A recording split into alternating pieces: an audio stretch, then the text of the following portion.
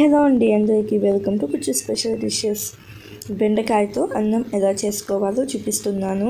చిన్నపిల్లలు కూడా చాలా ఇష్టంగా తినేలాగా ఉండిద్దండి. బెండకాయ అస్సలు జిగురు లేకుండా ఈ పద్ధతిలో ఇలాగ చేయండి, చాలా బాగుండిద్ది. ముందుగా బెండకాయలను నీళ్ళతో శుభ్రంగా కడిగేసి ఒక క్లాత్ తీసుకొని బాగా తుడవండి. బాగా తుడిచిన తర్వాత బెండకాయలు తొడిమలు కట్ చేసుకొని వీడియోలో చూపిస్తున్నట్టుగా మీడియం సైజ్గా కట్ చేసుకోండి. మరీ చిన్నవిగా మరీ పెద్దవిగా కాకుండా ఇలా మీడియం సైజ్గా కట్ చేసుకొని పక్కన పెట్టండి. ఇప్పుడు స్టవ్ ఆన్ చేసుకొని కడాయి పెట్టుకుని ఒక 3 టేబుల్ స్పూన్ల దాకా నూనెను వేసుకొని కట్ చేసి పెట్టుకున్న బెండకాయ ముక్కలు వేసుకొని మీడియం ఫ్లేమ్లో ఒక 4-5 నిమిషాల పాటు ఫ్రై చేసుకోండి. బెండకాయ ముక్కలు వేసిన వెంటనే ఉప్పు పసుపు వేస్తే ఎక్కువ జిగట అనేది వచ్చేస్తుంది.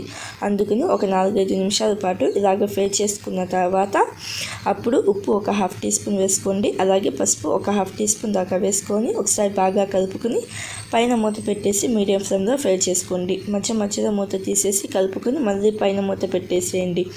ఇప్పుడు మిక్సీ జార్లో ఒక 3 టేబుల్ స్పూన్ల దాకా పుటానీలు, అలాగే ఎండు కొబ్బరి సన్నగా కట్ చేసింది ఒక 2 టేబుల్ స్పూన్లు వేసుకోండి. 10 వెల్లుల్లి రెబ్బలు పొట్టుతో సహా వేసుకొని 1 టీ స్పూన్ దాకా ధనియాలు, అలాగే 1 టీ స్పూన్ దాకా గరం మసాలా వేసుకొని మీ కారానికి తగినంత రెడ్ చిల్లీ వేసుకొని కచ్చాపచ్చాగా గ్రైండ్ చేసుకోండి.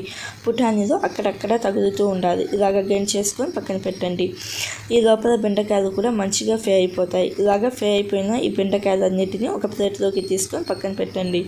ఇప్పుడు అదే కడాయిలోకి ఇంకొక 2 టీ స్పూన్ల దాకా నూనెను వేసుకొని తాలింపు గింజలు 1 టేబుల్ స్పూన్ దాకా వేసుకోండి. అలాగే ఒక ఎమ్మ కరివేపాకును కూడా వేసుకొని ఒక 2 ఎండుమిర్చిని ఇలాగే సగానికి తుంచుకొని వేసుకోండి. అలాగే ఒక 4-5 పచ్చిమిర్చిని ఇలాగా చీలికలుగా కట్ చేసుకొని వేసుకొని ఒక 30 సెకండ్స్ పాటు ఫ్రై చేసుకోండి.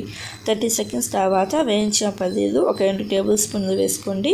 పచ్చి పల్లీలు అయితే స్టార్టింగ్లోనే వేసుకోండి. వీటన్నిటిని కూడా దోరగా వేయించుకోండి. దోరగా వేయించుకున్న తర్వాత ఫ్రై చేసుకున్న బెండకాయ ముక్కలు కూడా వేసుకొని ఒకసారి బాగా కలుపుకోండి. వేడి అన్నం లేకపోతే మిగిలిపోయిన అన్నం ఇలాగా పొడిగా చేసుకొని పక్కన పెట్టండి.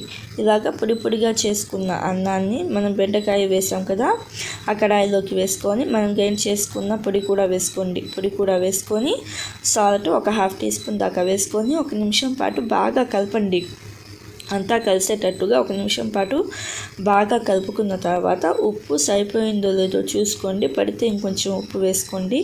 అలాగే సన్నగా కట్ చేసిన కొత్తిమీర కూడా వేసేసి ఇంకొకసారి బాగా కలుపుకుని మంట ఆఫ్ చేసుకుంటే మనకి బెండకాయతో అన్నం అయితే రెడీ అవుతుంది.